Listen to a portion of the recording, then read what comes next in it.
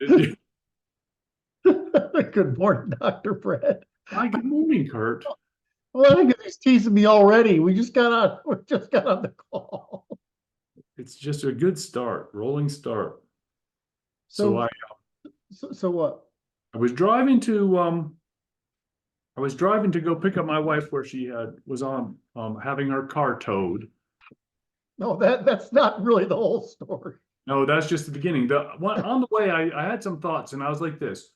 Okay, so I wrote them in the Twitter feed, which is revolutionaries gotta be revolting. That's their job. If they're not doing that, they're missing the mark, which is sinful in their own eyes. Their job is to morally outrage the normies by behaving in manners that are morally unacceptable to the normies in order to demoralize the normies to normalize outrageous behavior. Yes, this is true. That's that one. The other one, I had sent a message to Brandon. This was pretty good. Somebody's filed lawsuits in Texas, I think, to take Mr. Biden off the ballot using the Section 3 of the 14th Amendment to do so because of this border transgressions that are ongoing. Yep. So I said the Institute should generate complaints for all the secretaries of state in the same manner. Let me make a note. I was going to put it in the Twitter feed too.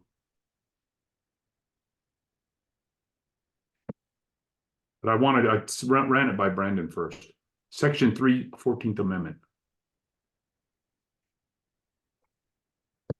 I haven't done the research behind this. I'm catching the feeds. I trust them. They're easily falsifiable. That made you smile, huh? Yes, I like it when, yes, very much. That was almost meaningful. Well, I'm trying to prevent myself from, I'm resisting temptation for digression. Okay, that's good. I appreciate that. I'm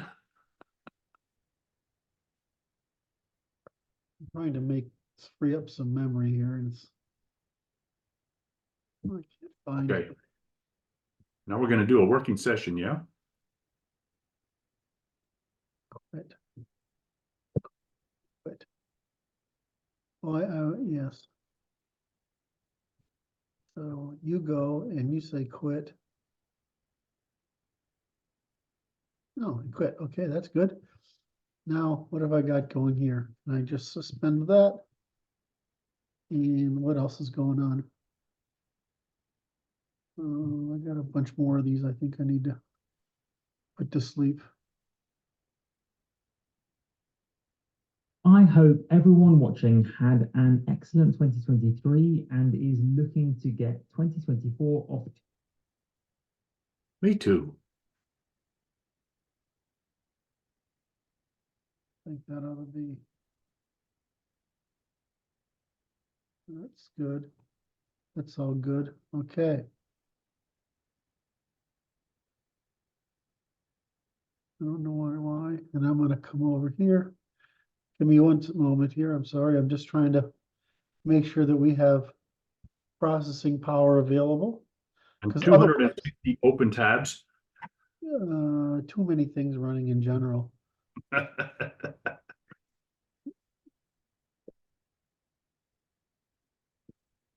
I am really kind of. And so we went about tackling the problem in a new way, a propaganda battle for the soul of Wales.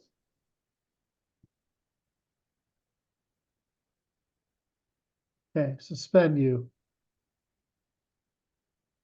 Come on, you can do it. There we go. All right. I want to get that last piece you just said is that letters to. Oh, We're generating complaints to secretaries of state for all the jurisdictions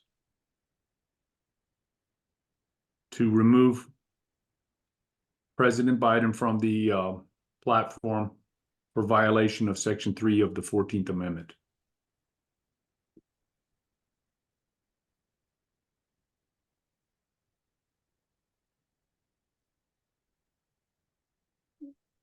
Okay, let's just save the draft. My to-do list. That looked like it easy to do, you know what I mean?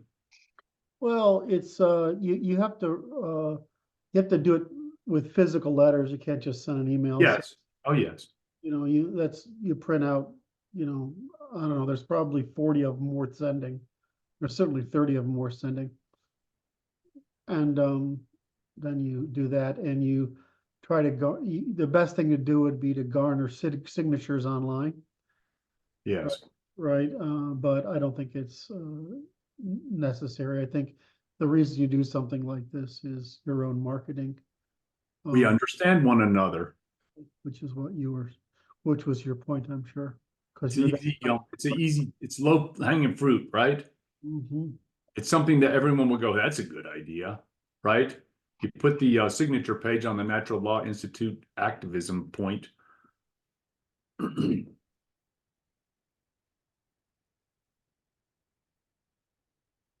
Yes.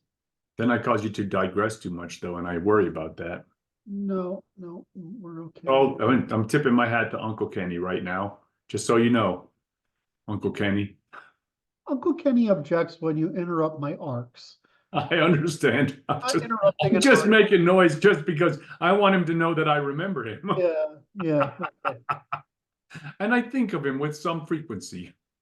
We have a lot more silent followers than in the past. In other words, we're not back up to Facebook levels where we had, 200,000 people actively and 2 million following us on YouTube, and you could bump into someone in the supermarket who knew who I was. That we're not back to that, but we'll get there. So anyway, can I address this question with you? I think it's a good question to address with you as well as the followers. So for everyone watching, if you are watching, this is a working session. Because it's Saturday, Brad and I usually catch up for the first part of our working session. And then we roll into working, and then we work all day Sunday. That seems to be the pattern. Is that about? It sounds about fair. Is that about right? If you're not into watching us, the sausage be made, so to speak, this isn't for you. If you're one of our team members or you're one of the dedicated followers, then working chats are maybe of interest to you. I am in a period of changing how I see things. And this change it's really, I thank you and the team a lot for getting me through a very bad period of my physical and mental and really emotional health. And that's great. On the other hand, now that I'm getting better, I've gotten quite a bit better. My natural personality is returning. Oh. And I wish I had done a better, I've said this repeatedly over the past 2 years. I wish I had kept a diary of the personal experience of getting that, this was called, the problem, there's no real term in psychology for it other than there's dissociative disorder, which is it's like where you can't think straight because you feel disassociated from your intuition. But that's really not right. There's also autistic dissociative order, which is what I have, which is that the logic part keeps fucking working. Okay. right? But the emotional part doesn't. In other words, you can't rely on your intuitions to make judgments. Hmm. If that makes sense. Okay.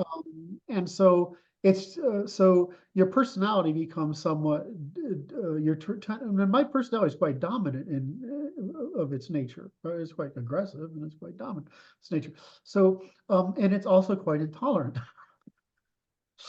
But one of the things that happens when you're very ill and you feel very weak and very vulnerable, and you don't feel competent to be aggressive or dominant or responsible, is that you look at the world with much more tolerance, much more openness, and much more forgiveness. Hmm. And that's evaporating. Oh. So I'm becoming a lot more what I am. And so the second thing that happened is I always tell people, and this is the reason I talk about this, we have a lot of people that are somewhere on the spectrum, and I know they find this interesting when I talk about it, so I'm going to illustrate. We will indulge them. And it's not only that, is that I feel like I'm making up for the fact that nobody helped me, so I had to figure it out myself, and I've become fairly articulate at the problem of the spectrum, the high functioning spectrum. Right? It's not right because there's low functioning autism and there's high functioning autism, and high functioning autism can be anything from analytic, disagreeable, unemotional to minor difficulties in social perception to severe difficulties in social perception. But as long as the IQ is there, you can certainly work with it. So I wish I had kept a diary of the experience because from my perspective, it's quite fascinating. And given that I do quite a bit of work in cognitive science, try to operational cognitive science, the fact that I have this problem with if I cough too hard or I get too dehydrated, my vagus nerve will make me pass out. Oh my. Right, with regularity. But yes, it's oh my, except that I'm extremely conscious because I've done it so many times of the process of so slowly becoming conscious. Right? And so I don't see the brain as this constant experience or as the dream state, waking state. I can actually remember what the experience is of slowly becoming you. Right. So this helps me. The same thing with this process of this dissociative process is I'm extremely aware of the process of unbecoming you and then becoming you again.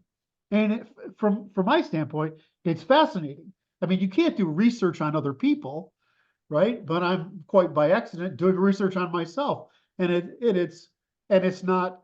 And I happen to have for some weird reason, it's the detachment. I happen to have this ability to self-observe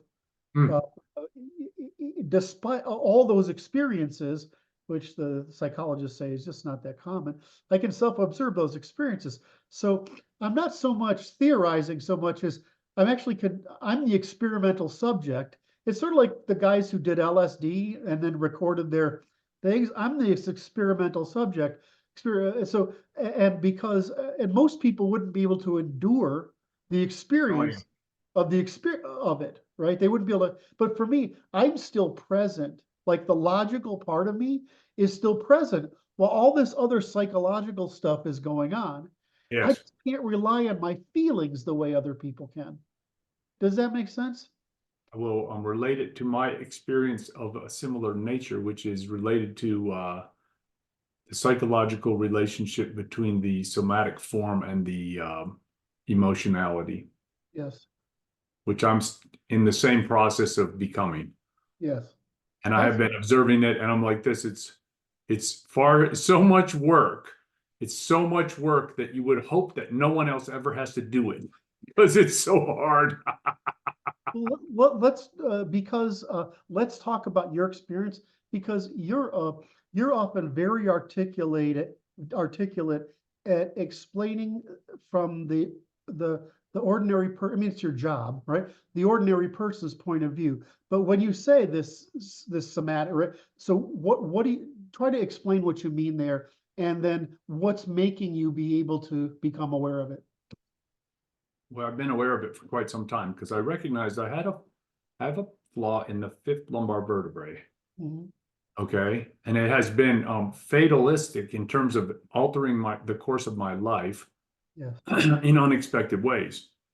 And I became aware of it in 1981, and then I started working on it in 1987.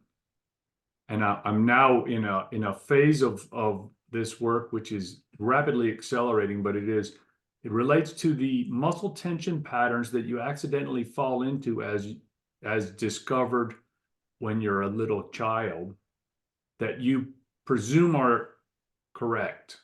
Yes. Your best estimate of what correct is. And it's like, so what happened was I found out that my best estimate of correct was just flawed. It had a fault in it. And now it's recovery from the fault to higher function. Mhm. And it has to do with changing these patterns of tension, which changes the interoception. So the senses coming from the body of how you feel is changing at the same time that it is it's like exploring unexplored territory. It's kind of frightening because you're changing the way you feel, and it's like that just feels wrong, so wrong. And it's like you go, that's okay, because what I was doing was certainly wrong, and this just may be wrong. Yes. Yes. It's okay. Also, You have to let it be okay. okay, I didn't mean to stop you. Go ahead if you want. Oh, that's good. It's like I just let it be okay and explore the new territory for its opportunities. What's the difference between what you're doing physiologically, I'm doing psychological? No difference. I know, kind of. Let me add the third point. Oh, What the Buddhist is doing through ritualized breathing, what the Christian is doing through rictualized prayer. What's it's the no difference? difference. There's no difference, You're pruning away that which is incorrect. right? Yes, but now let's get to what is the difference. All right. In other words, the what we're doing is the same. We are basically taking management over our intuition, and our instincts, right? We're managing them through a discipline of conscious reformation. It's a willful reformation, yes. Right. So the problem is, of the disciplines we're talking about, which ones produce positive and negative? All of them achieve an end. Which ones produce positive and negative externalities? Ah, So that's a good point. this is where I get to Stoicism as the ultimate religion, which is, I basically see you as a Stoic. But go ahead. So if you could talk about what's the difference between them isn't what they're trying to accomplish. The difference might be the way they do it, but Right. what are the internal consequences and the external consequences, especially the possibly positive or negative external consequences, because I think that's what makes a difference between quote religions. Now, so the negative externalities of this type of work are failing to meet the expectations of those people in your social environment. And it's denormal, it's abnormal, it's weird. So the process of gaining self-regulatory control is essentially a disassociation from the herd. You must allow yourself to exist in a fashion that the herd does not understand. Yes. And the herd may be pushed away because of it. Correct. So then what is the value of social construction of this ritual process? Is to get the herd all to do the same thing. So nobody's disassociated by the process of producing mindfulness. Right. So the issue is in my mind, it goes to so Jung's conception of the self, which is all of your potential experiences. right? So you're expanding the parts that are positive to you, and you're diminishing the parts that are negative to you in a mindful way. Mhm. And if you do that, you're increasing the value that you have among the people that you interact with. And you're also increasing the value that you have by removing yourself from the negative. You add to their value because there's less negativity associated with the herd. Yes. And So this, that's why religions work. there you go. Thank you. That was solved by Jesus. He solved the problem. We Well, give him credit. I'm having this problem with guys today. I intentionally said something very controversial. Let's see what happens. Anyway, Not you. well, You? yeah, okay, fine. But I want so somebody says, well, you're trying to justify Christianity. I said, well, that's not. I recognize there's a supply-demand problem, and I want to know how to solve it. But if I look at the spectrum of solutions out there, it's undeniable not only that Christianity produces a better outcome than, right, it may, right, and this is important, it does produce negative externalities, but the positive externalities are extraordinary, because it seems to be one of the few methods of institutionalizing a high trust society, even among people who are, let's say, less able, or more dim, so to speak. And so if you are a poor Christian, right, you are a poor, not so smart Christian, the chances you will be better off as a poor, smart Christian than any other religion or discipline is much higher.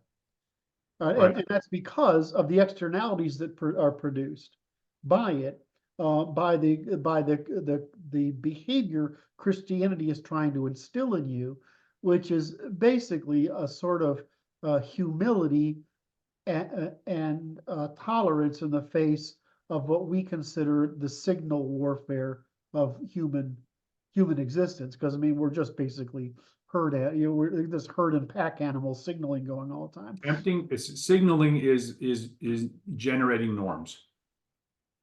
Signaling is anything you do to communicate approval, disapproval, right? Moral in function. Right, and so it's a norm. Signaling is like violence. It's a neutral thing, right? Or power. It's a neutral. Right. I get it. You got, sorry, No, it's good. I like the framing. I got saw your face and I'm like, okay, what did I say now? No, that's good. But it's a neutral force. So you could use it it's a resource you could use one way or the other. And so when you talk about signaling, you can signal anything which is meant to change the state of another person. Right. So this is what caused me to have a problem with my wife today. It was because I was strongly signaling my disapproval for her standing on the highway side of the car when I'm on the side of the road that has a 70-mile-an-hour speed limit. I'm like, that upset her. But it was a very strong signal of disapproval. By her. By or me. By you, yes. But she gave you a counter signal. She counter signaled me later in the car, most stringently. And that was okay. That was absorbed. Shoot, man, that was a good little round. Oh, but I had another construction that I discovered just this morning, and I wrote it in my post called "This is interesting to me." Okay. Because there's a meme that somebody posted, anarcho-Christian, posted a flag that I don't recognize, which is a blue field in the upper left-hand corner with a red cross on a white background. On a car, veering on a road to take an exit, says the teachings of Christ go straight and turn into nationalism, go right. Okay, so I said, this is an interesting meme. And it caused me to think of the Treaty of Westphalia as the creation of the current nation-state system, which is currently being undermined by the Marxists, which I regard of as the root of nationalism as being an invention, a creation used by the elite to further gain power and to gain. That seems obvious. Well, Wait, just back up. Don't you know? Well, I'm on the arc yet. Okay, Just okay, hang with it. Shut up. As a demiurge, okay? This system of aristocratic monarchs that preceded this, I should say Christian aristocratic monarchs that preceded it, under the auspices of the Roman Catholic Church, was subverted for Protestantism for similar purposes. Nationalism gave rise to democracy in France in 1789, as opposed to republicanism in the United States in 1781. And Marxism and its offals seek to create a universal system of materialistic religion to supplant all of this based upon their own projection of lies upon the masses. And I say this is just something to consider. Right. I would only argue that the purpose of nationalism is to prevent others from taking power. It's not necessary. In other words, the only just reason to take power is to prevent others from taking power instead. Right. So the same reason for fascism. What's the reason for fascism? The reason for fascism is to prevent the spread of communism. Well, what's the difference between fascism and liberalism? Is fascism is telling, and classical liberalism, not liberalism, but liberalism. Classical liberalism is selling. I mean, what's the difference?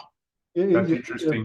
Fascism tells, and so Americans sold, and the fascists told. But the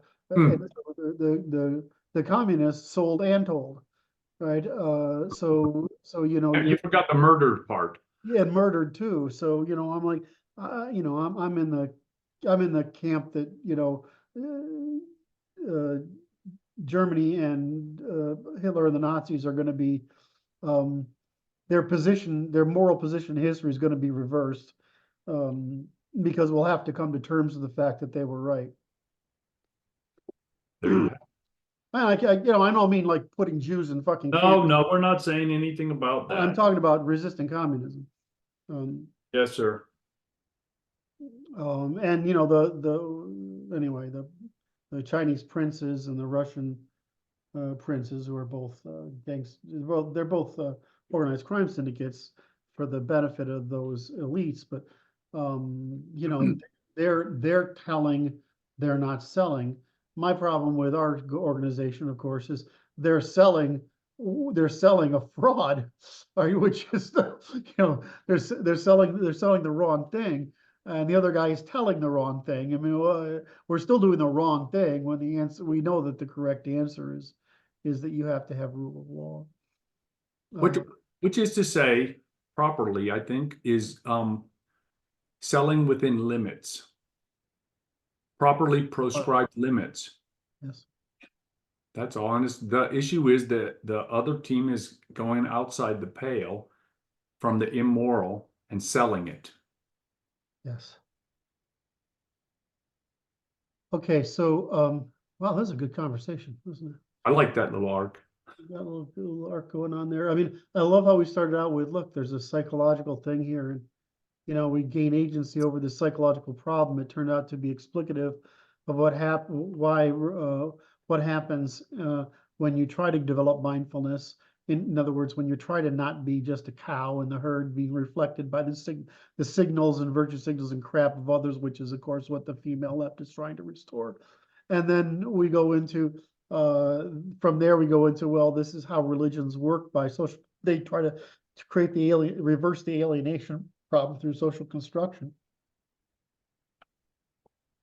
And then we end up with which religions produce positive, negative externalities, and then what's the consequence of these positive, negative externalities when we scale them to the nationalism, communism, fascism. What it's a beautiful little.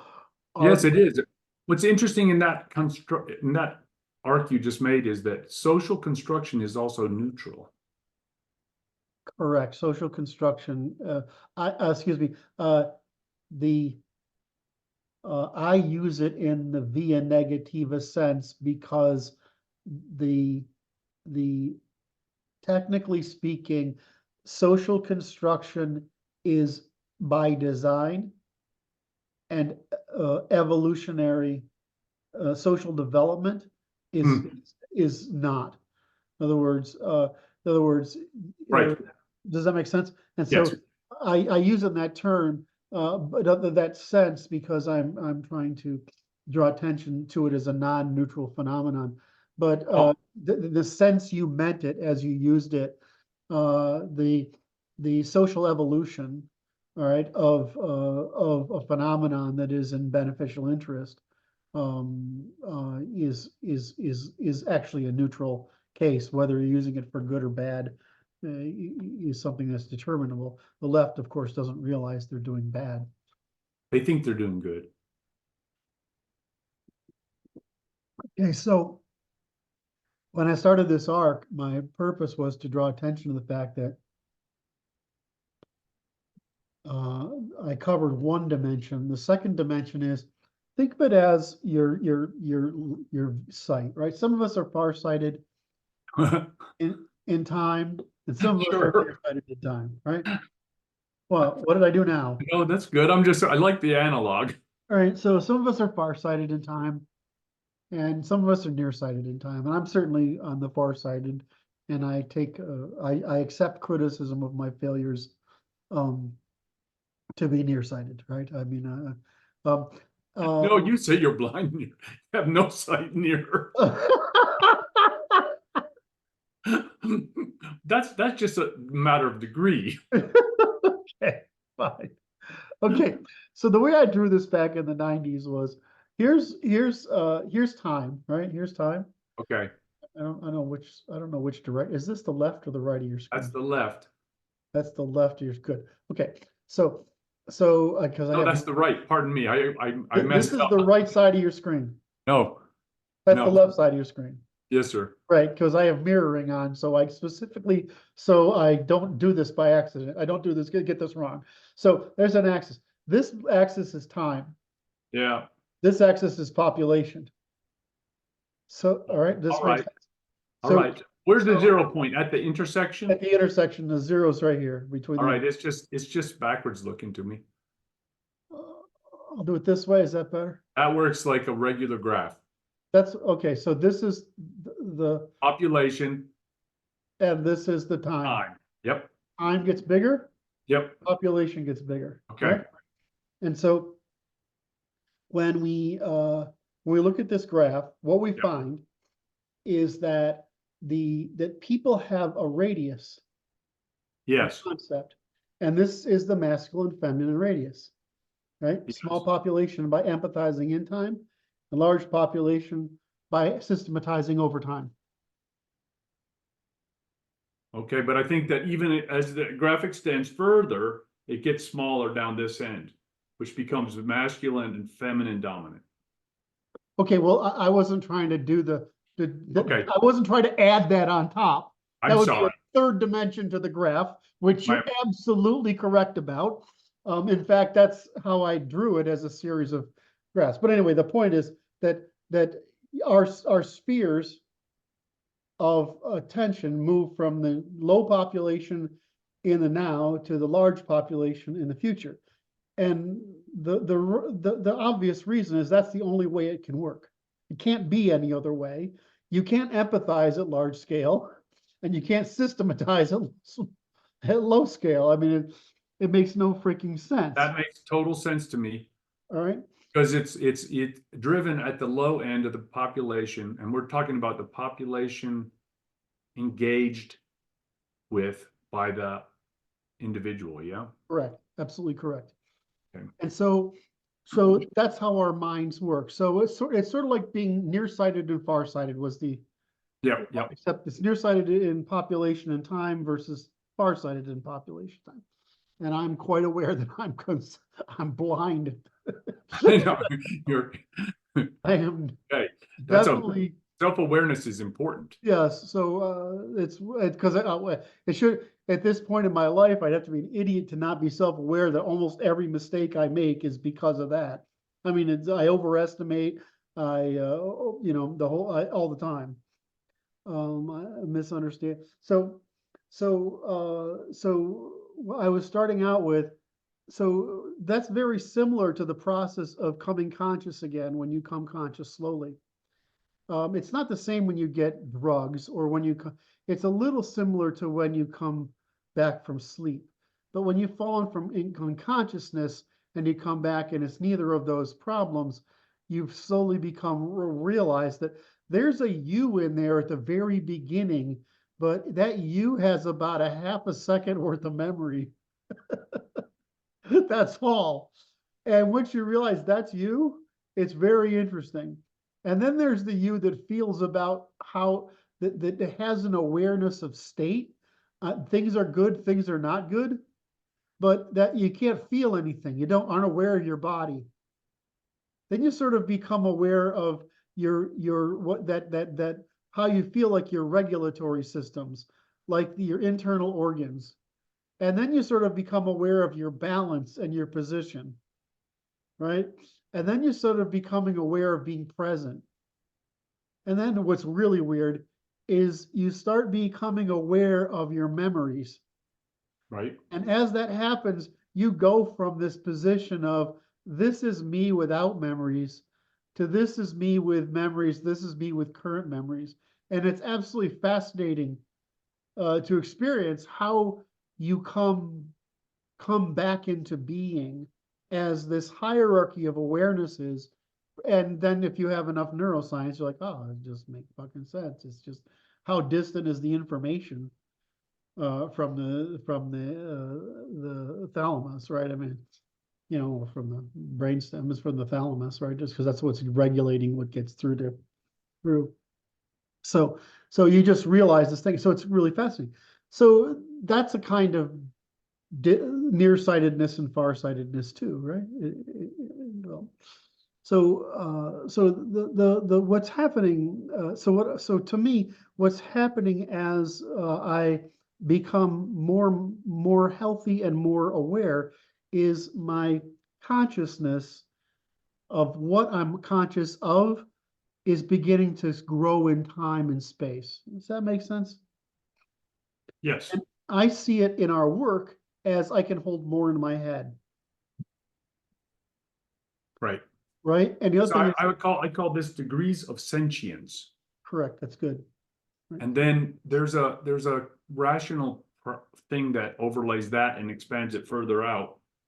When you're processing information and planning and modeling, Yes, simulating, right?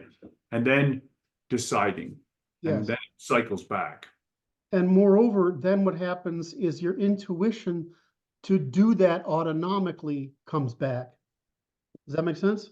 It's a fascinating process, but it actually tells us a lot about human being differences, and that some people live in some space there, just like some people live in the empathizing, systematizing. That's right. They live they live in a space along the spectrum of awareness. And so it makes me, you know, it's like I used to say, if you look at a bear and a cat, all right, cat moves really, really fast, it's really coordinated, whatever. Yeah, it is. You look at a bear, it doesn't. It's like a lumbering thing that if it gets It's like a too big cat. yeah, it's a too big cat, and it's a lumbering thing. And if it gets really pissed off, it's dangerous, but it's not exactly a master of coordinated action, right? And why is that? Well, the cat's brain and the bear's brain are the same fucking size, same number of neurons. I mean, so for all intents and purposes, a bear is in fact a large, cumbersome cat, right? Large, slow, lumbering cat that will happily rip you to pieces. They're all very dangerous. They're all You know, your pet cat would happily rip you to pieces. It just can't. You know?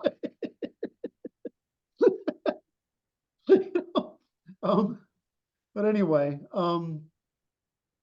so that's the other piece of it. So how I'm trying to work through an arc here because there's a lot of interesting stuff along the arc.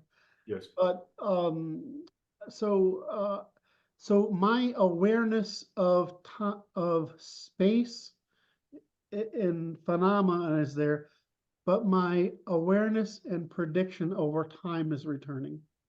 I have said I haven't been able to see the future very clearly since about It started to decline I knew I was pretty certain through 2025. We're almost there. But somewhere after 2012, 2014, the chaos, in other words, it becomes an unpredictable, in other words, because the reason is it's not because of deterministic processes anymore. It's because of the chaos within the deterministic process that's emerged. In other words, when people are, it's like a flocking and schooling behavior. The progress of a society or an economy or a polity or government is always a market is deterministic over its if it's production cycle over some cycle or another. And so what you do is to predict, you predict the what's called contrary, right? The contrary opposition, which is what George Soros does all the time, is he says, well, what's going to be the negative consequence of everybody flocking and schooling toward this thing? What's going to correct it? What's going to happen? And so this is what somewhat heterodox economists do, right? They don't look at it's like what you and I do, what I do especially, is I look at the via negativa and I look at things through falsificationary lens. I don't look at through the good lens. I look at through the true, and then if the good is a possibility of something that's true, right? Right. But the problem with most of the intellectual framework for most organizations, certainly economics, is they try to look for what's good instead of what's true. And so what happens is you end up, and so what do people do? They look for what's good instead of what's true. In other words, what's good is an opportunity they can seize. Right? But then they exhaust the opportunity through flocking and schooling and blah, blah, blah. And then you've exhausted the opportunity, and now you've got a momentum that you have to pay a cost to change, just as you obtained a profit from changing to an opportunity. You have to pay the loss of changing from a lost opportunity to another. This is what creates basically all sorts of cycles. We're just identifying and exhausting opportunities.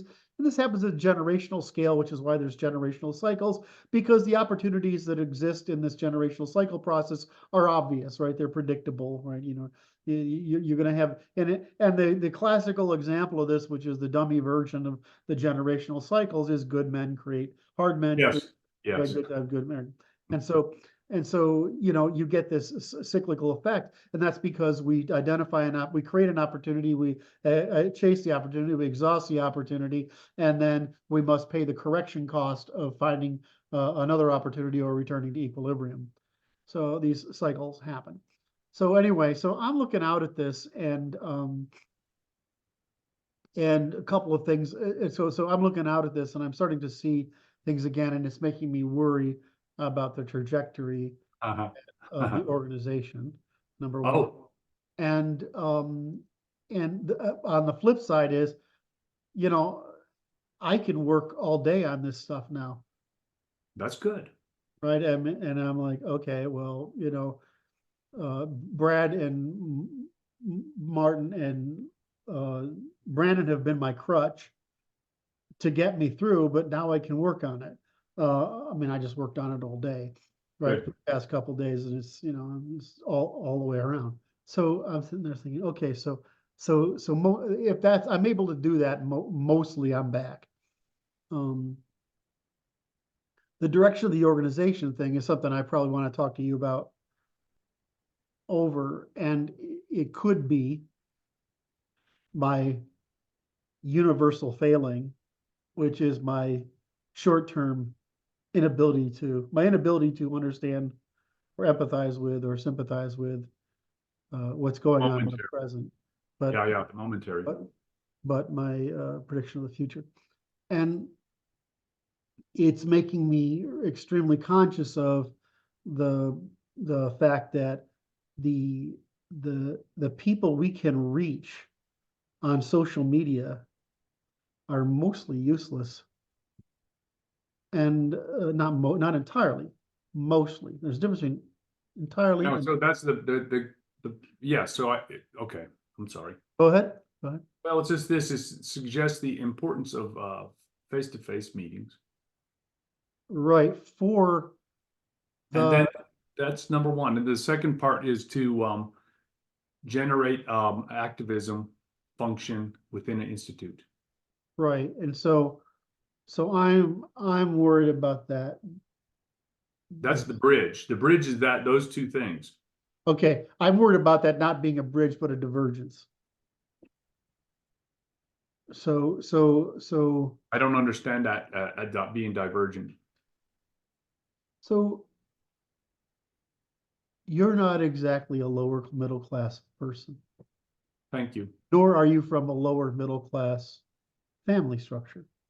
That's correct. Right. You're not exactly at below the middle of the distribution.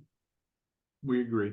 I'm not exactly Not at all. the lower end of the distribution. Martin has been trying to beat something into my head lately, which is unfortunately gotten through. Uh-oh. It Thank does you, Martin. happen. It does happen, as Brad can tell you. I know how it is. Curt will figure it out. Just keep going after him. He says, the problem is, and Noah has been saying this to me for a long time, but I see it through this romantic thing. I'm not sure until Martin said it, I wasn't clear on it. And Martin has a way of just He makes it clear. he sticks the knife in surgically. He cuts exactly what's supposed to be cut there, and you're like, ah, shit. So he said, how can you, with your Wait, class, who's you? Who's you? You, okay. you with your class structure, right, and your knowledge of elites, and your understanding of elite theory, presume that the little man is going to be able to do anything. Okay. And the first time he said to me was like 3 weeks ago. And it's been bubbling in my head for a while because I sensed that he was right, and I had to Process it. try to falsify it. Oh, yeah, I know. That's how you process things. So I ended up with, this time problem, time and scale problem is also a class.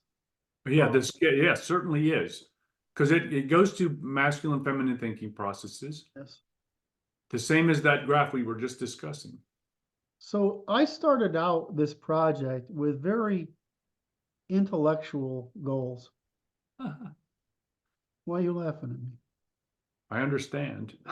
I'm like, did I have Oh no, because it's like I chuckle because it is intellectual, but the ramifications are physical and real. Right. So what happened though is there is an upper middle class and tendency to libertarian thought. I mean, that's basically what That makes sense. right? Just free me and I'll be happier. There's a if you look at the fossil distribution of classes, there's a lower upper class framework to classical liberalism. Yes. Right. It's not an upper class, which is an elitist theory that Right. says fuck the peasantry, because that's what elitist theories do. Right. And it's not an upper class in the sense that it's let's work top and bottom against the middle. It's a lower upper class, right? It's the lower half of the upper class that is aligned with the mission of the upper middle, the middle, and the lower, and much of the lower middle class. Okay. Right.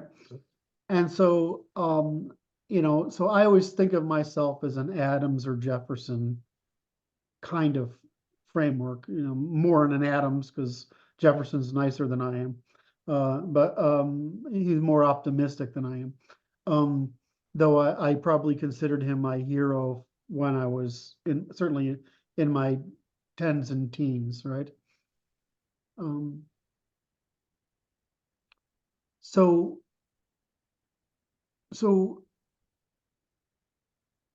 there's just as there is a difference of vision, right, of Yes. population and time, there's also an overlaying vision of class that's the same.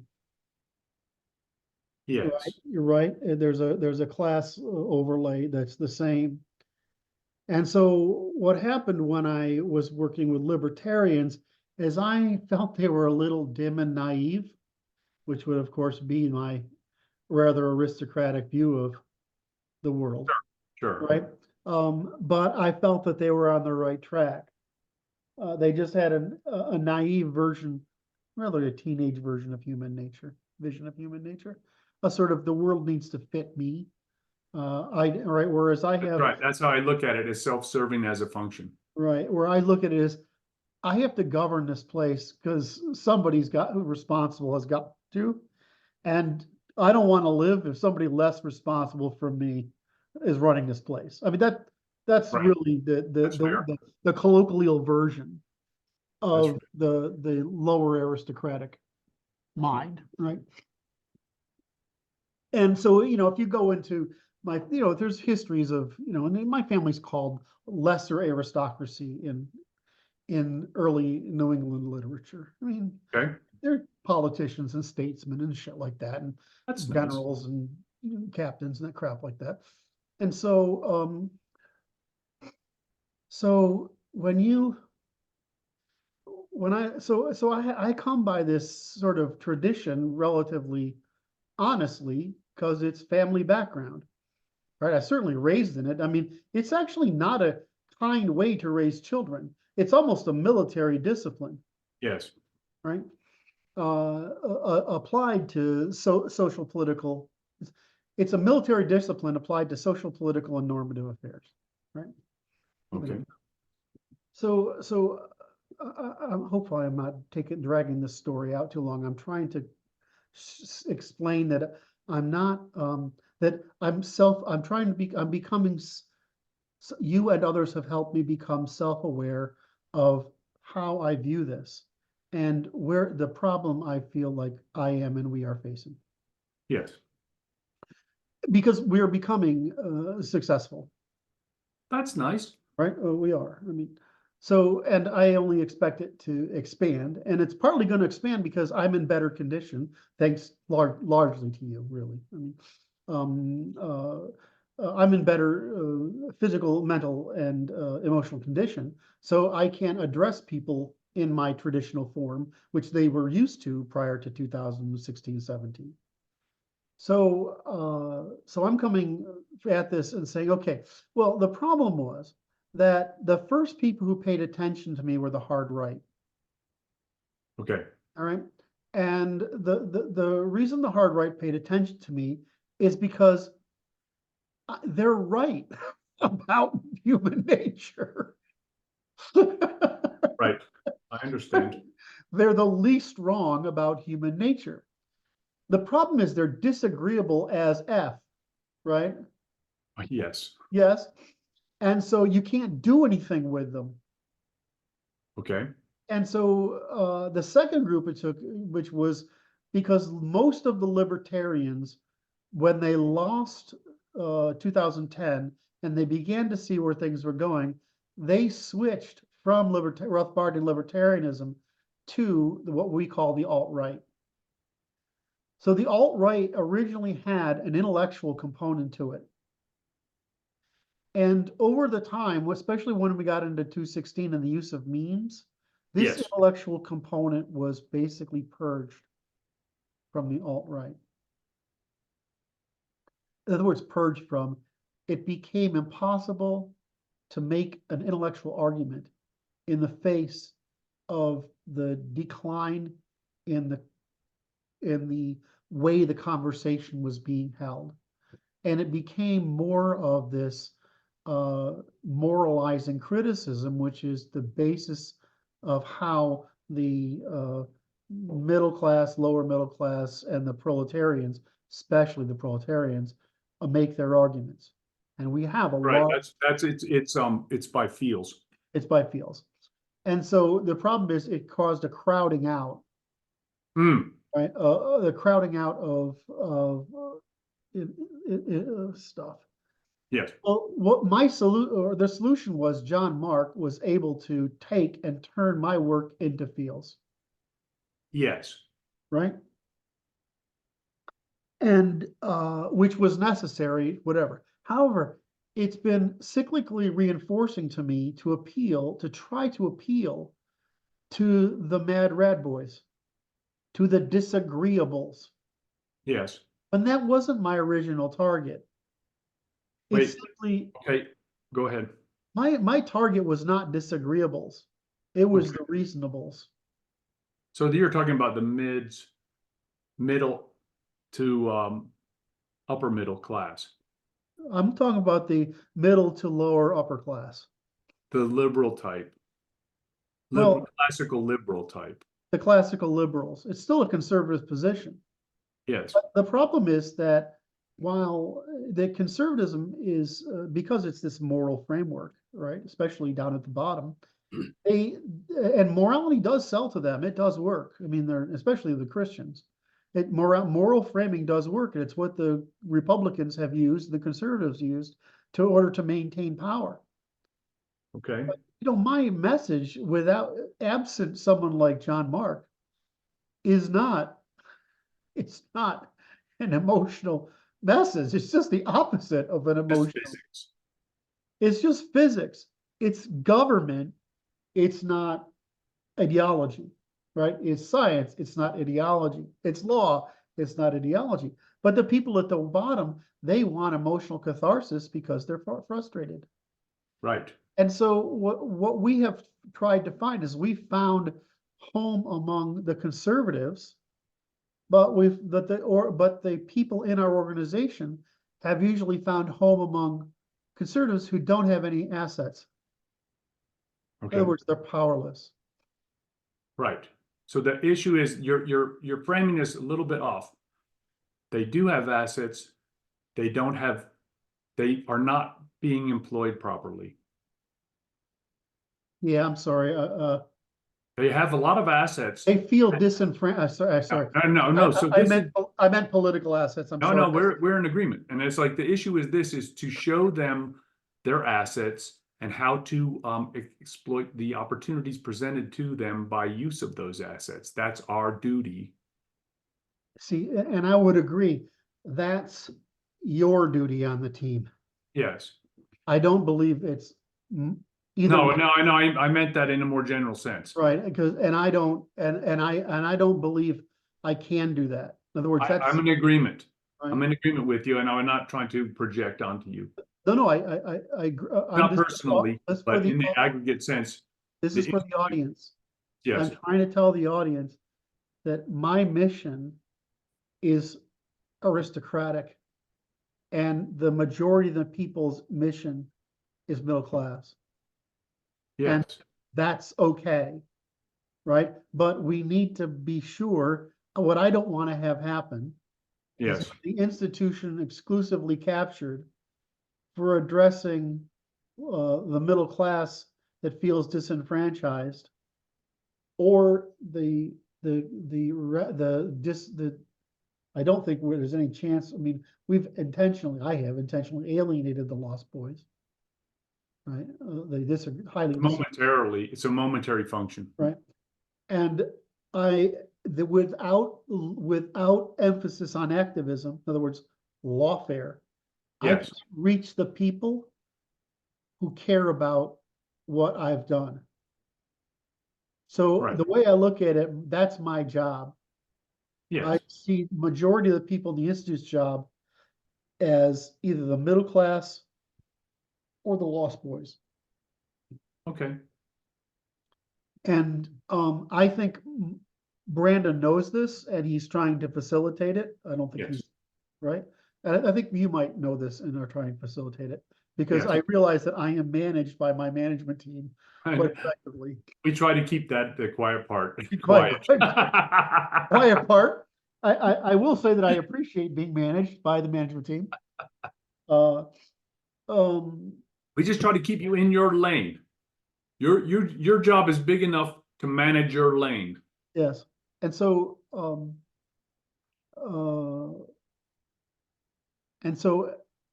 I want to make that instead of having that be an unstated organizational truth. I want it to be an openly recognized organizational truth. Because frankly, if you got guys like you and Brandon and Bryan and Luke and Noah and realize we're going to get a lot more Lukes and Noahs over the course, right? Because we have more of that spectrum to fill. Those people are acting at the level the middle class and Yes. the upper lower classes on the right care about. The things that are tangible to them and actionable. And if you look at the motivation in the organization that's happened since we started on this path of going public, right, and launching our first, and now you're looking at our second convention. I mean, it's fucking rolling away like crazy. We have a team that operationally can reach those people. Yes. Right. And so, but I don't want my job to become that. It won't be that. My job needs to be using lawfare until we get to the point where I've reached my class of people so that we can have influence at the where as Martin says, where decisions are made is, in the elites. Now, I Where would like to people make- that I understand perfectly don't I always would like. like to make a psychological point, Okay. okay? That we can generate lawfare that satisfies frustrated ambitions of everybody Yes. and is recognizable as such, and provide them an opportunity to express themselves in that mechanism, which frustration is discomfort seeking action to change the state. Yes. So what you're saying is that not only do we eliminate resistance in those classes, but we enable those classes, even if the message they hear is at their scale and not the scale at which I'm trying to act. That's correct. But that creates the signal that will be transmitted up the social chain. Mhm, mhm, mhm. Because when the people of the class you're trying to reach see the masses doing something, they will be obligated to act in a fashion that is congruent. Yes. Because the flip side is I was conscious at the age of 25 of simplifying my vocabulary so that people could understand me. Right. And then I wasn't being such a fucking snob. Right. Because I'm intrinsically a snob, an effete snob of absolutely offensive proportions. That's the other quiet part. Okay.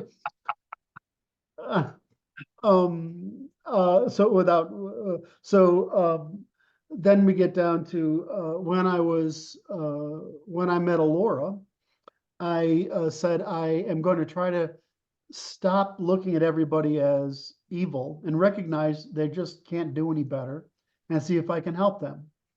And that was the second thing that made a dramatic improvement in my life. When the third thing is I devoted myself to this effort full time.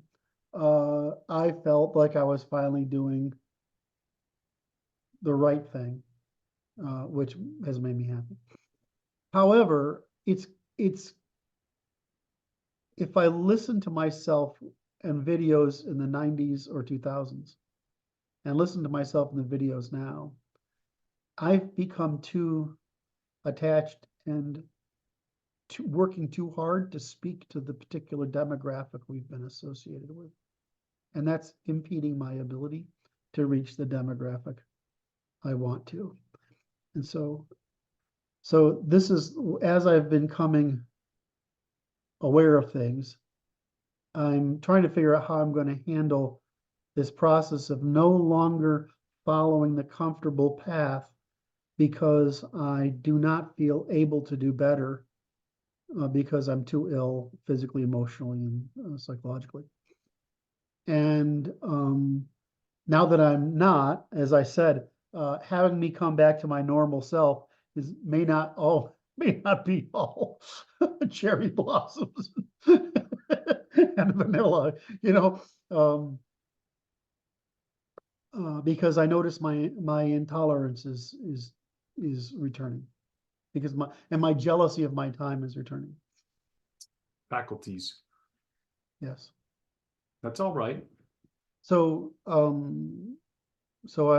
again, I thank you for getting me to where I can work again and work with some degree of consistency and insight. But it's also made me aware of I need to watch my emphasis a little Yes. more carefully, and I probably need to pay far less attention to one of the routes I've been following and pay more attention to the traditional routes I would have followed had I stayed on my more academic trajectory. That's fine. All right. So was that a really long way of getting to my point? Yeah, It was sufficient. it was sufficient. All It right. was not, it was necessary and sufficient. I had to have this conversation. He's the only person I can have it with. Okay. That's the only person that would understand it. But thank you for it. So you don't see any problem here. You see this as None at all. logical. It's just a delegation issue in my mind. So we Just can you just we limit can make yourself. this we can take this open secret to just an open declaration. That's all. So Noah's got me working on something like that, which is okay. You get to limit yourself to the lane you prefer. Mhm. And the interesting function you said, which is the uncomfortable path. I'm like, okay, that's fine. Well, I mean, it's just the path of least resistance isn't always the path that is the best use of your time. And We agree. I feel like since 16, not since 16, since somewhere around 18, 19, I started taking the path of least resistance because, I'd just been too worn down by illness. That's all right. And it's all right. But the issue in my mind is this is it's just what I would regard as a clarification of hierarchy of values and interests. All right, boss. Did I wear you down? Well, Did I wear you down, or you want to do something different? I want to talk about the work some more. If we can move over to talk. That's just fine. As you know, I keep a nightmare of Yeah, things you going. came up in conversation of my patients this week when I said you keep 260 tabs open, and it was in the context of one of the patients said they had an autistic son who keeps 260 tabs open as well. It turns out to be a great tabs, and I've named my windows, I name my tabs, I make different screens for different contexts, and it sort of provides the external. It's amazing to me the digital framework to hold all the information. Right, and so what's great is I'm beginning, I really can hold most of it in my head now. Which, and so part of that is why, I mean, the thing I've been, how do I say this, is that I want to talk to you about a couple of high-level things, because the low-level thing I've been working on this week, which is how do I make the point about there's only 3 dimensions? How do I get? I saw that conversation and I was like this. That one was a hard pill to swallow. I was like, okay. And I was able to process it. It took a minute. It's hard, right? That's a hard one. That's a hard thing to internalize because you can't think of it without having 3 dimensions. You have to go back to, I'm just a point. What can I know? Right? I mean, and when I've only got positiva and negativa, then, I mean, that's the only differentiation you can create, right? Is so when you've only got that, you can only end up with 3 things before another set of 3 things is the only way to do something. And so you do combinations of sets of 3 things, right? I mean, which is just obvious: protons, negators, electrons. I mean, it's, it should be obvious to everyone. So you can only end up with three things, which is the positive, the negative, and the resulting equilibrium that maintain that, and the debate between the three that maintains the state of all three. You can't get at anything. There's no way for the universe to do anything else without prior information. And so, and of course, this is, the minute I go to this, I end up with the people about the God thing, and I'm like, I don't know, why do we got to bring that in here? See, I call that the 0 point. Okay. Yes. So to me, I drew my picture the last time we were talking, and I called it the degrees of causality. Mm-hmm. The 0 degree is the God phase, which is we don't know anything about that. Yes. Yes. And it's like that we can't talk about it, and you can call it God, and it's okay. We don't have a problem with that terminology, but we can't speak anything meaningful of that subject, right? Because we cannot understand it. We have no instruments that can approach it. We can only say what we can testify to. If God made that, we don't have the problem. But you can't tell me to alter that because you think God would have done something. I can't. I look at it and I'm like, the hard thing is, why is there pressure in the first place? I have no fucking idea. Right? It's beyond my comprehension. Beyond my comprehension. All right. Well, God's beyond my comprehension too. So fine. I can't testify to it. I can only say pressure exists. And the only way, and once you start out with this pressure, and you have only one thing to work with, which is whatever results from pressure, right? The only way to build the universe is the way it did. You can't build it any other way, because you'd have to have an actor outside of the system to make it occur any differently than it is. You'd have to have a way to store information other ways. Right, so that's undetectable to us. Right, and if those things existed, the universe would not look like it does. The universe looks very much like there's one thing, it's under pressure, and that one thing doesn't want to stay under pressure when there's enough of that pressure.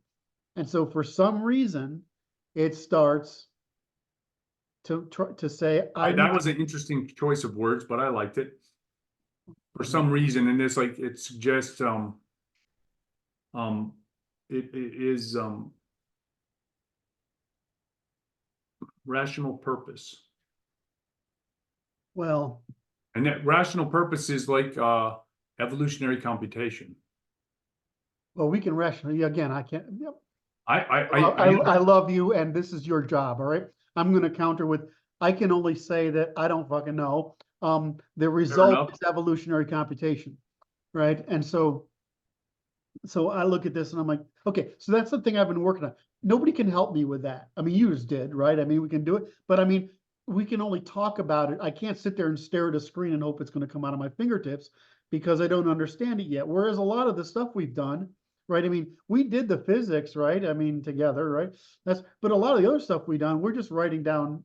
I'm talking about the thing, and you're telling me basically it would be clearer if you said it that way, right? Which is what we did for the behavioral stuff, right? And you're like, and then you would say, no, a great example of what you did is your emphasis on elites and what's his name in his elite theory? Mises. What? Not Mises. No, the other one. Turchin versus hope, something of hope. Yeah. I know who you're talking about. Carol Quigley. And so you're bringing in these two, and I'm like, okay, I got to spend more time on elites, right? We had to clarify that relationship, right? Because I drew the diagram, right? The diagram with the circles inside it. I drew that diagram in like 2012 or something, 2010, somewhere around there. Right. And so I've understood this forever, but communicating it is hard. It's hard. And so but when you talk about something like this, I mean, who can help me with this? I mean, you just did, but how long have we been working together? It will be 3 years in 3 years. Yeah, exactly. And so, I'm like, yeah. So now it comes to so when I look at the work, I can hold them at, I am in the process right now of trying to finish that one thing in physics and then figure out how we're going to move over into behavioral. And my feeling is I'm just going to sit around and do that because I think it's trial and error. It's like evolutionary computation. It's just going to be, I'm going to write it all down. But I'll tell you why this works, okay? You might find this interesting and you might find it humbling, okay? Which is every plane of causality is a creative process. Yes. And it is trial and error Yes. until the negativa falls away, Yes. sufficient to capitalize to create the thing that is necessary for the next plane. Jeez, did you really just say that? That was perfect. I've been working on this stuff. Jesus, dude, you know you're getting good at Even when we're not talking. Damn it. And it's like the religious ones talk about creation, right? It's creationism, and it's like the rationality of the causality generates the creation necessary and sufficient to allow the exploitation of the next plane of causality. Yep. Very good. And so I like planes of causality. I like hierarchy. I like the hierarchy of grammars equal planes of causality. I really like that. But the issue is this: you saying it's like trial and error, and I'm like, yeah, it is. It's just evolutionary computation of your consciousness to figure it out, to get creative enough to be able to generate the capital sufficient to create the next plane of causality, which has yet to be exploited, which is the full integration of the behavioral sciences in the physical sciences. That's what you're doing, and it's like that's harder than it looks, kids. It's way harder than it looks. That's why I'm leaving Darwin. Yeah, I'm pretty smart, but I mean, it took me a long fucking time. It's work. Yeah, it's like, it's like Einstein and Edison. I go with them all the time. It's like, there's a lot more of it than's work than smarts, right? I mean, it's more of you just spent more time on the goddamn problem than anyone else was either both willing and able to, right? I mean, it's just mostly work. So there was the next point there. God, I really like the planes of causality. It's just so sweet a term. I want you to know I took that from E. Michael Jones. Did you really? That's great. Yes. So a couple of things. So I'm gonna just continue to work on that because I'd rather have the high level discussion with you like this about what to do than make you sit through me doing trial and error. That's fine. Make sense? So today I enjoyed these conversations. I very much enjoy it. The rest of the time on, because I actually still feel guilty when I'm making you sit through it. Making me. So at the point where I need to ask high level questions, I'll ask that. The next thing is that the guys asked for a question on the posters, and somebody posed a question in Q&A. Do we have a list of the first principles, the ternary logic? And I was like, well, yeah. Yeah, we do. Yeah, we do. And I'm like, it took me my list is 13 tall, 14 tall. Right. It's not a huge list. Very, very limited. The only thing I felt like that was missing, the one I have, is we need more on sex differences. And so what I said to in the talk yesterday is that if you understand the sex differences in cooperation, right? If you understand the three choices of cooperation, right? You understand the sex differences in cooperation. You understand the three means of coercion. Yes. And the three anchoring that the three means of coercion end up being elites and institutions, and that those institutions follow an evolutionary trajectory of which ones in which order. Yes. Right? That's all there is. That's really all there is. It's like, you think, so, we can make a list of 24 or 18 or 14, but in the end, it's evolutionary computation yields polarities, which result in sex differences, coercive differences, elite differences, group strategy, elite institutional strategies, differences, and strategic differences, and that's all there is. It's literally all there is. Everything else in those is something to do with sex differences and cognition. That's it. I mean, it's like you want to know it, but knowing it's that simple doesn't help you. You have to do the work. That's right. That's right. I've been plowing through the more recent literature on natural law over the past, really over the past century. It's mostly shit. It's embarrassing compared to what we do.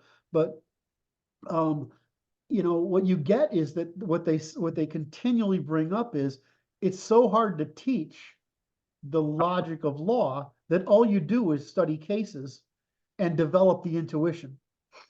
Right. Right. So because they don't have a logical law. That's because it precisely has to do with the logics, languages, and grammars employed to produce those works, Right. which were insufficient for the task. That's right. And now we have them, and so it's no longer impossible. So it's not ambiguous. Right, but how hard? Okay, let's go through. We said it's hard to understand that with the ternary logic is terribly easy and only ends up with like what, 4 rules, right? That matter to all social. I mean, the physical is one thing, but to matter for all behavioral science, it's just you have to have sex, revolutionary computation. You have to have sex differences and division of knowledge and labor, and these are the differences basically in responsibility. You only have 3 options to cooperate, right? You only have three means of influencing that cooperation, or coercing or influencing that cooperation. Then before you have specializations in it, which produce elites in it, which produce institutions in it. With that, once you have institutions, you have institutional formation of intergenerational persistence, and then whatever order those institutions developing is just determines what your culture is.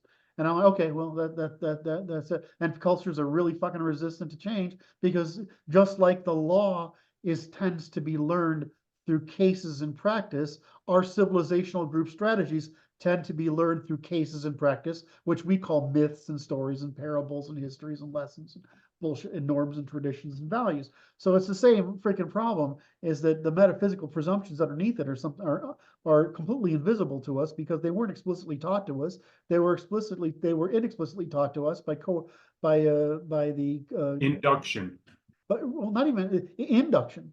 Induction, which is the similarity between the various lessons and rules and principles we have that at all levels, whether mythology, religious theology, philosophy, tradition, norm, value, law, whatever. These things all reflect our group evolutionary strategy. So they're all somewhat internally consistent. They just justify and make excuses for the internal consistency by different ways. And so we've just said there's no more justification of internal consistency. We've just justified the internal consistency of all of mankind. And all that we can do now is measure the variation from it based on whatever group strategy you have. We'll measure the variation that you and your polity have from the natural law. And we'll go back to say, okay, if you have religion first, state second, and law third, you're going to be in the worst correlation. If you're going to be state first, religion, and law third, you're going to be slightly less. And if you have law first, state second, and religion third, you're going to be in the best condition, right? I mean, it's just which one of those things has a higher, whatever you start with is a degree of precision. So the law is the most precision, the state is the next most precision, and religion is the most precision. And so you're going to end up with a precision problem in the evolution of your polity that's going to determine the evolutionary rate of your polity. So it's not really that, it's like these things are really simple, it turns out, right? It's just evolutionary computation at work, given the fucking ability of the human mind and the amount of error we have and the amount of precision we can work from. And then, the problem is since it's all inexplicit, inferential learning by imitation, we just can't change ourselves very easily. There you go. Now, as I was riding to go collect my wife from the scene of her accident. Explain, you didn't explain her accident yet. She hit the deer at 70 miles an hour on the highway, on the Indian reservation. Oh, Jesus. So I drove into the sun in the morning to go get her. And on the way there, I was thinking about this process, because I was thinking about revolutionaries got to be revolting Mm-hmm. because they destroy the norms and values, which are the stable equilibria within a society that act like the attraction between water molecules in ice. Yes. And I look at the society as a stable function, like a crystal. And in order to change the crystalline nature of that structure, you have to destabilize it, which is revolting to everybody involved that's not involved in the destabilizing process, which is sorcery. It's sorcery because you're behaving in a counter-normative fashion, which is morally outrageous to everybody else, to cause them to be demoralized, which is to allow them to be malleable enough to create new stable equilibria.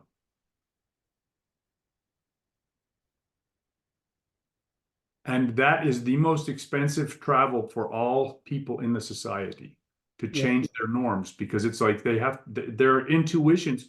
I said it was induction that creates these equilibria when it's induction to intuition. And intuition is basic programming. And to destabilize that, you have to learn new intuitions at great expense because you're old. Yes.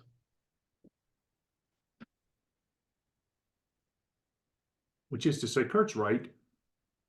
Although he talks fast sometimes. He was talking fast there. He's getting a little excited, I think, and it's okay. Just slow it down. Wait, just slow the playback down to Oh, I told you. I think you can keep up, kids. I'm trying to get across to you that there is a side effect to returning to normal, and not all of them are good. Wait. I have to take exception to this terminology, returning to normal. Normal for me. Yeah, right. That's how I normally talk. I understand you. I'm just making noise. You're such a dick. I live for that. That's like a little feather in my hat. Yeah. I'm trying to find the document where it says, where we have that list of, that list of first principles, the 14 or whatever they are. And I had it a minute ago, so I could talk to you about it. And obviously I've lost it already.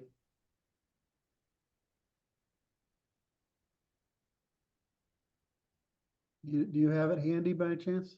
On page 29 of this current notebook. I don't have it. I don't know what page it's on in your.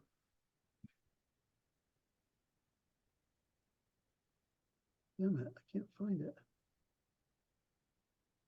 All right, so the next thing is,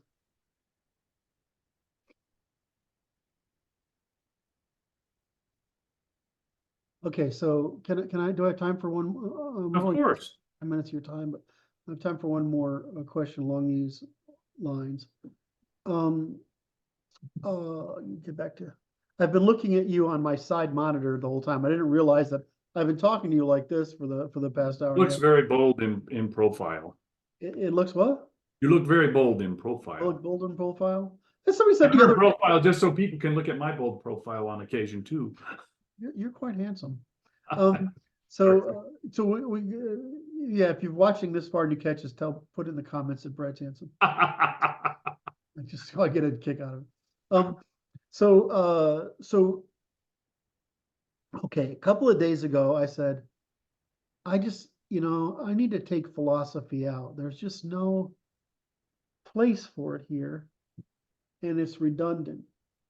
The problem is that the philosophy makes the topics accessible. In other words, it's not a problem. It's a feature. It's a feature. And in other words, the problem for saying that I don't want to do the work of philosophy before is a mistake. Well, no, here's what I'm saying. To be certain is that you're communicating with people that have limited logics, languages, and grammars available to them. And that is among the ones they will certainly have. Right. Because it's pretty ordinary language if you look at what we did in the philosophy volume. But even if it's written in operational prose, it works. Well, it's also like, it's also kind of, this is all you really need to know. You know what I mean? It provides the narrative that's understandable and accessible. So, so, we don't need to cover all that extra stuff in the philosophy then. In other words, could we take, I'm trying to figure out how to do this. Could we take the descriptive part of the philosophy and put it in the beginning of the science? Oh, Or could we take the Oh. philosophy and put it at the beginning of the pamphlet? it can be put in there. Right? Could we put that together We can do that. so that It's short. It's not that big. well, no, that's the whole thing, is we don't have to go through the entire thing all over again of government and law and whatever. We can just do, like I've done here, is a couple of paragraphs that explain things. Right? So that and It's like you go like this. What's the purpose of the arc? the purpose of the philosophy- teaching philosophy is to put the method into accessible terms. That's And all. put and then to increment, then state the major innovations so that they're in English language format. So you Yes. can sort of say, okay, I see what I'm getting into. That's right. I think that's the right way to do it. That can be done, and I don't think it's a huge task. I don't think it requires us to go through all this. No, you don't have to reiterate all the parts that are in the science and all the parts that are in the law. You just describe the arc of what is following, what's in this series, and here's what we have, and here's our conclusions, and that's what we got. And you may dive into the details in the next volume or the end of this volume, right? The substantiation is in the other texts. Right. So if I look at the science, if I look at part one, the methodology, that's really the method. Yes. And that's better discussed. Why repeat it? Don't repeat it. I Why would not take it just out of bring there it and in? put it in the philosophy. Right. And then we can take the sections. We haven't done it already because we might have. No, we haven't. Then we can take the sections and yeah, we've already done some of it and just put it in the introduction. And that way we've made because it's, when I read the science, it's great, but it doesn't have like it doesn't have that, okay, here's what I'm going to tell you. Right. It's why I'm going to tell it to you, right? And it's going to say, what is this? Oh, here it is. I found it. It's called the synthesis. And there are 10, 11, 12, 15, 16. I've got 16, 7. I've got 2 14s. So there's 16. And the only one thing that's missing is is 5, 6, and 5, 6, and 7, which are life computation, sex computation, cooperative. That isn't got enough detail in it, but it would be 20 points. And so if the guys want to have That's what they want. what's the ternary logic, the page, the synthesis just needs to be completed, and that's their poster, because this, you could have that, and then how we have in the, where is it, the pamphlet chapters, these are the pamphlet chapters, we have the source material, and in the source material, god damn it, we have the summary of the ternary logic. No, that's not it. We have it under somewhere down here, the outline draft. We have just a list of, there are 3 states of logic, there are 3 states of truth, there are 3 states of testimony, right? You could have that one too, right? I would put the ternary logic, and those are the applications of it. Right, you could add that to that list of 14, and you've got what we need. Yes. right? I mean, that's all there is.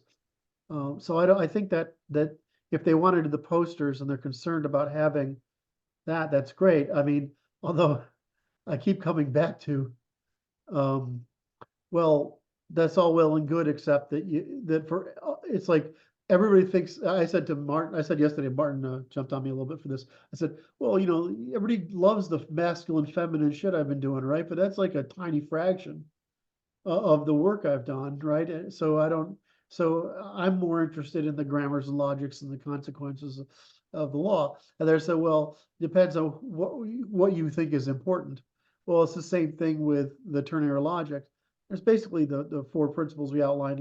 That's all of human behavior: sex differences, cooperation differences, coercion and cooperation differences, and the formation of scale and cooperation differences, and the sequence by which those institutions are brought into being, determining all civilizational differences. And it's like, what is that, four things? I don't know if it's 4 or 5. That's all there is. I get five or six things. That's fine. That's sufficient. It's like, very, very, very limited. A very limited list. And it's just physics. It's just physics. It's how hard physics is. Yes. So it would only make sense that if physics works that way, the only difference between us and physical world is because we have memories and because we have auto-associative ability of memories, episodic memories, and predictive auto-association. We can try to outwit and take more advantage of the deterministic course of the universe. And that's what we do. That's all we do. I mean, it's predictability, right? Prediction allows us to try to outwit it, to obtain a discount to capture greater energy than we could have otherwise by accident. It's just duh. And then, the great thing about the sex differences, it produces a division of temporal labor. If you add sex differences and then genetic differences, which basically mean genetic load differences, you end up with classes. Classes end up with the time versus population scale I talked about earlier, and you end up with coverage of the short, narrow population to the long, and then you're simply trying to find opportunities to cooperate in there at increasing scales, but it's still just physics at the heart of it all. Anyway. How dull. Huh? So how dull. Personally, I love knowing it. Oh, yes. One of the place I thought you were going to go earlier is, because I know our people feel this, is the mindfulness that results from knowing it. Right? Yes. You just don't, you say, oh, the world operates that way. You're like, well, of course it does. It's obvious why it works that way. Right? I mean, and then you say, well, we want to change it. Well, I mean, if it's a metaphysical presumption of a member of a civilization has been indoctrinated, and so it's all done by imitation rather than understanding. It's very difficult to correct, right? I mean, it's very expensive to correct. Just as if you if you have a rocket ship and you want to change a course, if you move a little energy there, you can move way out here. But if you're over here and you want to move the thing, it requires a whole lot of force to move it just to here. Yes, yes. So it's the same thing with the neurons in your head. So that's why they go after the young. I'm waiting. That's why they go after the young. The young. Because they have not been informed of their intuitions, and they wish to alter their intuitions for future control. Why we can't let the left or too many women have too much control over the young without at least the influence of men. They have to have limits of their behavior firmly established. Mm-hmm.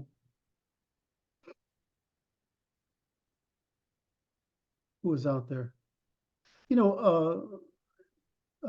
the other classical liberal? What's his name? British guy. God, why can't I think of it? He's pretty reasonably popular. God damn it. Smith. No, a working guy on the internet. He's reasonably popular. He's conservative, leftist, liberal, has a beard. And I keep wanting to say academic agent. It's not him. He's also interesting. But anyway, I'll think of him in a moment. He does a great job, and he's a nicer version of me even, right? Which he tries to, right? And it's very English. He tries to say, well, look, the world has changed where women needed men for these things, and that need's been externalized, right? To not need it to be in the family, but to be through the state. And so women feel like they don't need to take care of a man or whatever. And so the exchange is breaking down. That's right. So my problem is, though, that, that's all well and good, except that it's not resulting in children. We agree. It's like, now we got to solve the problem of it.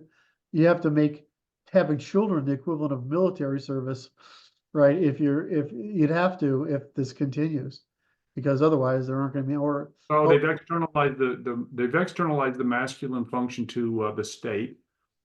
And it's like, so you just reduce that function of the state. right. It's like a lot of our reforms are in the Singapore model, where if you want to have a comfort retirement, you better have kids, because that's what's determining your retirement contribution. Right. Right. And if you don't have that, It's easy to incentivize that. right. I mean, and it's the second thing is, why are we paying for educations that cost $100,000 to basically come at the cost of child rearing and home ownership, when there's no evidence that the college education has any practical value at all. Certainly Right. no more than a 6 weeks training course would in any given skill, and certainly far less than apprenticeship would if the businesses were incentivized, or at least paid, incentivized to or paid to, as in the German model, engage in apprenticeship programs. Because you look at people that get out of college, so now they're 21, 22, they screw around for a few years. At 24, 25, they get a job in an organization. And it's 27 to 30. Now I'm like, before they're competent, I'm like, I have relatives that were governing at age 19. I have relatives, Yes. ancestors were governing at age 19. Alexander was conquering the known world at 14. Right? I mean, you don't, this doesn't, there's plenty of ship captains who were 12. Yes. Right? There's none of this. Infantilization is completely unnecessary. And the thing I brought up that I don't think anyone else has really emphasized is that our intersexual adaptation is highest from 16 to 19. In other words, our incentive to modify our behavior to Yes. suit the demands of the opposite sex is highest during this period. And it declines rapidly, and it declines precipitously after 22. Certainly badly after 25, and it's gone by 30. So when you say, okay, let's have a happy family, you got two self-interested people at that age, not two people who are, happy to conform in order to have sexual relations and raise children. And the second thing is, you want to raise children on your own, or do you want to raise children in the context of your parents? That's the latter, of course, because that means you have all the support and you don't need the capital all the capital in order to be able to support the children. What you'd like, of course, is to have your kids, get them to where you can manage them, get them to school age, basically, and then you may want to go out and get your house. But you can't do that if you're trying to compensate, you're trying to get a mate by developing economic or signaling resources for 10 years, before you get the mate. And in doing so, you've burned your ability to adapt. Now, I'm all well and for people, they don't want to have children young or whatever, but you'll do whatever your normative structure tells you to do. And the fact that people are non-functional adults in their 20s is simply because they haven't been trained to be functional adults. So we can fix this problem, but we can continue to go this direction, and we can hope it corrects. It appears to be correcting a little bit now, but man, if we don't, you got to have children to have society, and you got to have children grow into adults to have a polity. All right, I mean, it's just got to happen. Otherwise, all you are doing is lighting the world on fire. All right, Right. I've run us over time. Have you got anything you want to cover else today? No, I'm good. I appreciate the opportunity to sit with you.